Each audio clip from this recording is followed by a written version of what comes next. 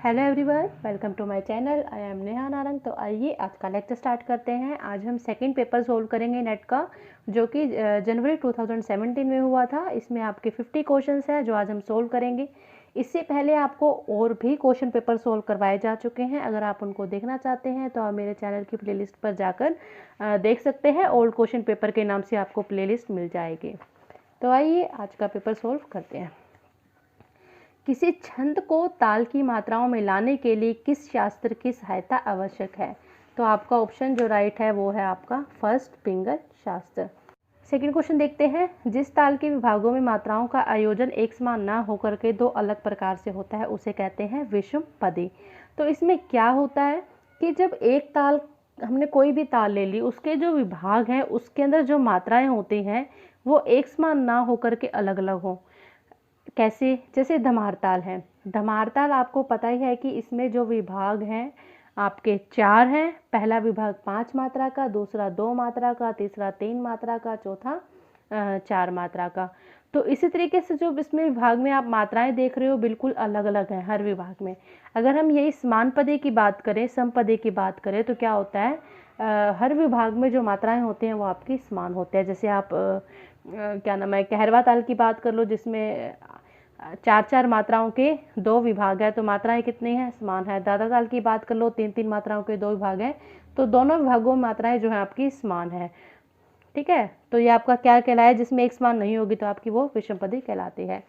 सांगीतिक रचना क्विटेंट को प्रस्तुत करने हेतु गायन कितने गायक अथवा वादकों की आवश्यकता होती है? तो आपका राइट ऑप्शन है 5। सेकंड आएगा इसका। समान स्वरों के आधार पर सुमेलित कीजिए एवं सही कूट चुनिए। फर्स्ट है आपका मोहनम, हिंडोलम, शुद्ध सवेरी, सवेरी।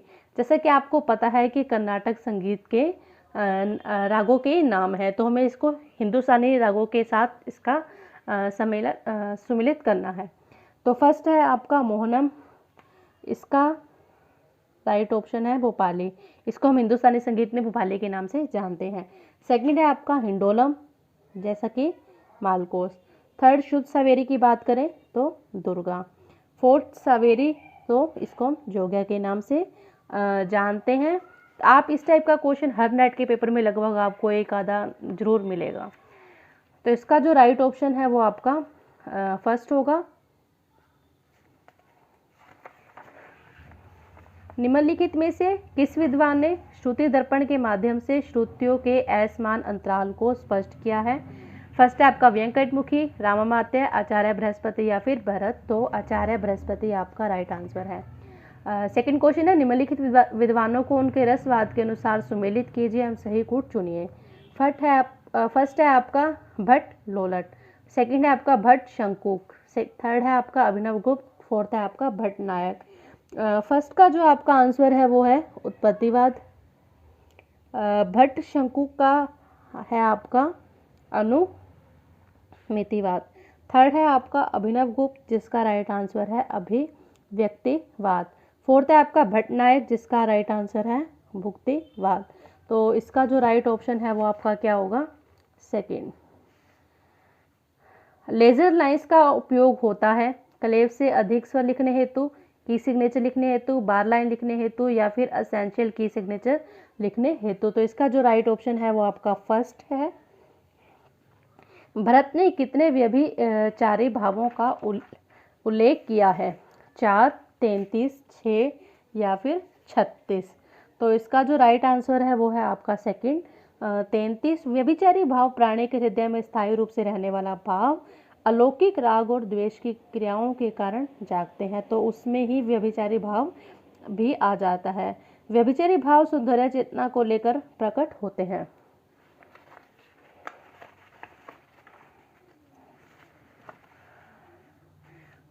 शंका एवं ग्लानि को भरत ने किस भाव के अंतर्गत सम्मिलित किया है?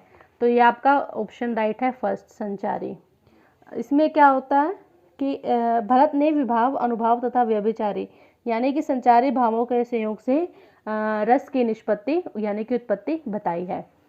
सेकंड देखते हैं, निम्नलिखित को भातखंडे के श्रुति स्वर स्थानानुसार सुमेलित करना एवं सही कूट को चुनना है।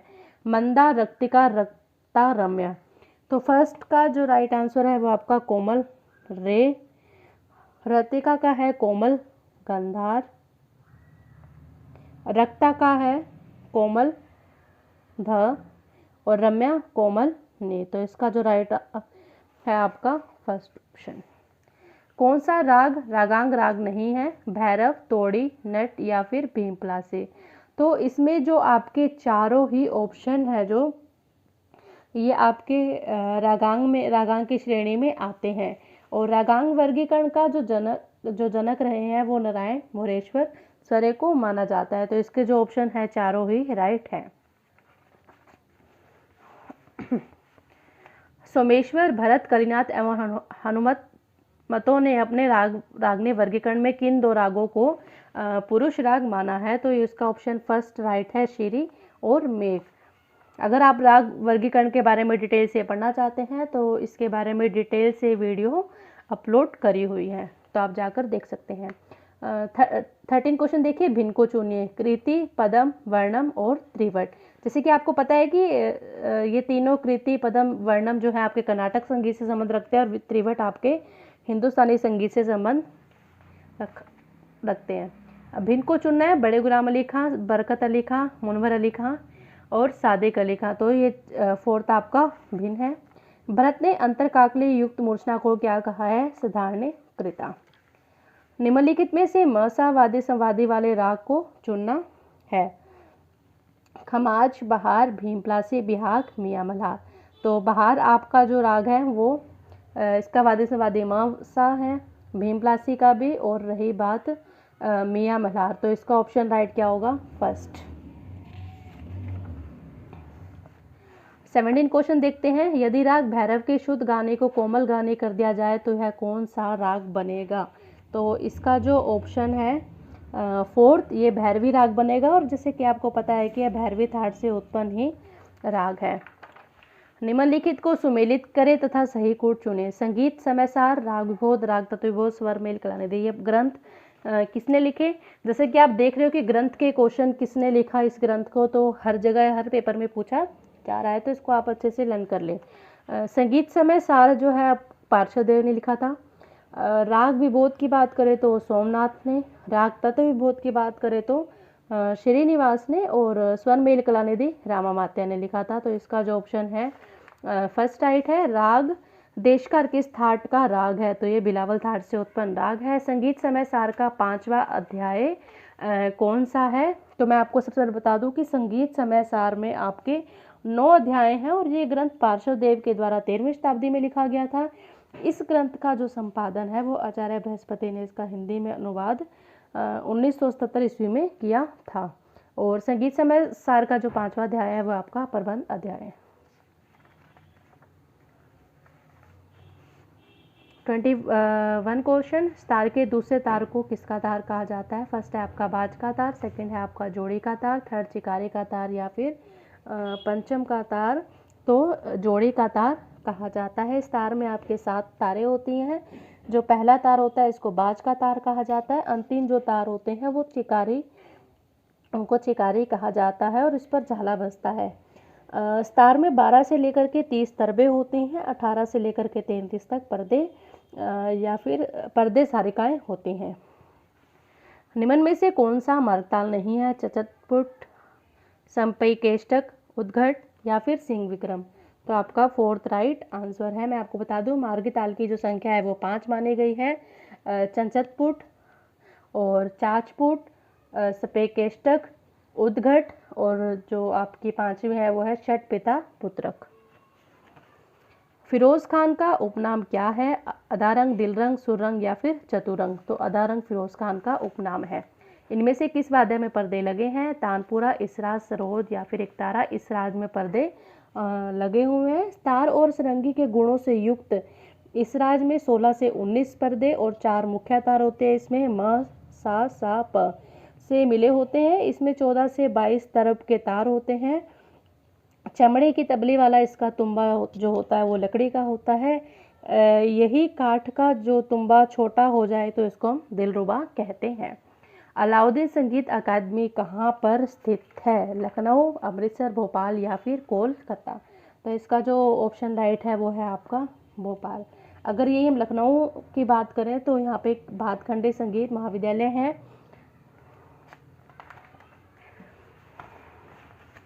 निम्न में से कौन सा वैदिक संगीत के स्वर का नाम है? सबसे पहले मैं आपको बता दूं, वैदिक स्वर जो आपके माने गए हैं वो आपके 7 स्वर माने गए हैं। क्रुष्ट, प्रथम, द्वितीय, तृतीय, चतुर्थ, मंत्र, अति, स्वर। इसमें देखते हैं कौन सा है। च्युत, षडज नहीं, शारजी नहीं, क्रुष्ट, ये आपका राइट आंसर है। पृथुला, ये आपकी गीति का प्रकार है। विलंबित ख्याल के साथ संगति करने में निम्न में से किस ताल का प्रयोग किया जाता है? जैसे कि विलंबित ताल में एक ताल और तिलवाड़ा ताल का प्रयोग किया जाता है, तो राइट ऑप्शन आपका कौन सा होगा? तिलवाड़ा। तेवरा, चार ताल, दादा ताल, ये रॉन्ग है आंसर। उस्ताद नसीर अमीनुद्दीन डागर के पिता कौन है? जियाउद्दीन डागर, मोइनुद्दीन डागर, नसीरुद्दीन डागर या फिर फहीमुद्दीन डागर। तो इसका जो राइट ऑप्शन है वो आपका है third, Naseeruddin Dagar. Next question देखते हैं, निम्न में से कौन से राग में नी वर्जित है? तो भैरव, बंगाल भैरव, बैरागी भैरव या फिर रामकली। तो आपका सेकंड ऑप्शन राइट है, बंगाल भैरव। निम्न में से बेमेल को चुनना है, स्टार, गिटार या फिर सरंगी या फिर तानपुरा। जो आपका राइट आंसर है वह वो है आपका तानपुरा। रजा खानी बाज के प्रवर्तक कौन थे? रजा अली खां, राजरस खां, गुलाम रजा खां या फिर मसीद खां। तो मैं आपको बता दूं, इसका जो राइट आंसर है वो आपका गुलाम रजा खां। इन्होंने ख्याल गायकी की तराना आदि के आधार पर मध्य तथा द्रुत लय की गतें बनाई। इसी गत को क्या कहा गया? रजागत शैली कहा जाने लगा। इन गतों में मिजराब के जो बोल होते थे वो एक निश्चित होते थे। आलापनी वीणा में कितनी तंत्रियां थी? 2, 3, 9 या फिर 1। तो इसका जो राइट आंसर है वो आपका फर्स्ट है। इसमें आपकी 2 तंत्रियां होती थी। निम्नलिखित में से कौन ख्याल गायक है? फर्स्ट है आपका बेगम अख्तर, निखिल बनर्जी, नसीर अहमद खां फिर या जहूर अहमद खां। तो आपका थर्ड ऑप्शन जो है वो है राइट है। यदि नी सा धने गरे स्वरावली में षडज को पंचम माने एवं इसी स्वरावली को पुनरावृत्ति करे तो कौन सा राग दिखाई पड़ेगा? तो इसका जो राइट आंसर है वो आपका हमीर, जो कि कल्याण थाट से उत्पन्न राग है। हिंदुस्तानी संगीत के शुद्ध गंधार के समकक्ष कर्नाटक संगीत का कौन सा स्वर है? साधारण गंधार, चतुश्रुति ऋषभ, त्रिश्रुति ऋषभ या फिर अंतर्गंधार। तो अंतर्गंधार आपका राइट आंसर है। निबद्ध तथा निबद्ध में अंतर क्या होता है? पहले मैं आपको बता दूं कि निबद्ध गान क्या होता है। जो संगीत ताल में बंधा होता है वो आपका निबद्ध गान कहलाता है, और जो संगीत आपका ताल में नहीं बंधा होता तो आपका अनिबद्ध गान कहलाता है। तो इसमें देखते हैं फर्स्ट ऑप्शन गमक, सेकंड आपका ताल, थर्ड मीट, चौथा स्थायी। तो इसमें ताल का डिफरेंस है। जो ताल में बंधा हुआ आपका निबद्ध गान, जो ताल में ना बंधा हो वो आपका अनिबद्ध गान।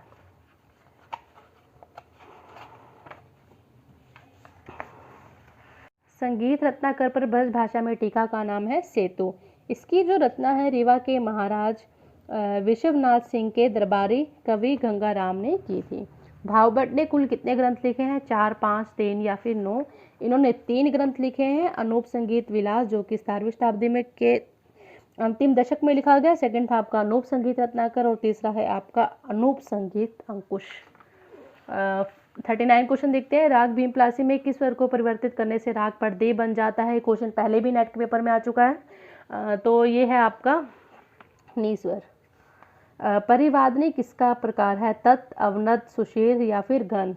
ये तत्वाद्य का प्रकार है। चतुष्कल क्या है? द्रुत लय वाला, विलंबित लय वाला, गमक का प्रकार या फिर तान का प्रकार। ये विलंबित लय का प्रकार है। विलंबित लय में जो आती है आपकी ताल, एक ताल, तिलवाड़ा ताल। 42 क्वेश्चन देखते हैं।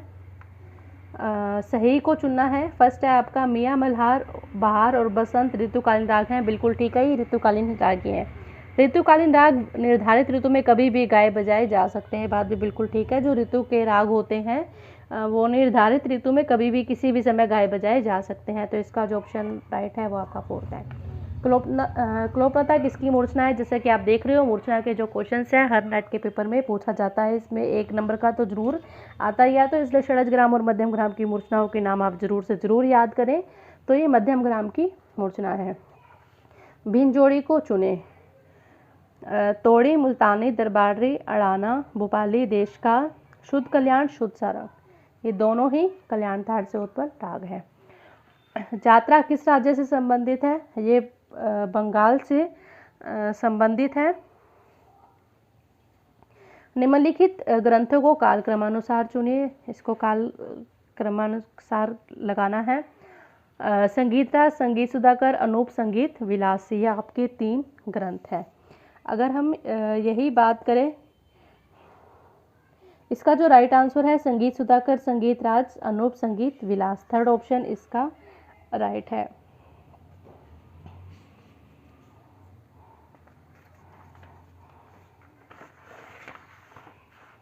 उस्ताद नथन खां का संबंध किस घराने से है? पटियाला, आगरा या फिर जयपुर या फिर दिल्ली। तो नथन खां का जो संबंध है वो आपका आगरा घराने से है। रेगा रेसा किसका अंग है? तो ये तोड़ी का अंग है। निम्नलिखित को सुमेलित करना है, सही कोट को चुनना है।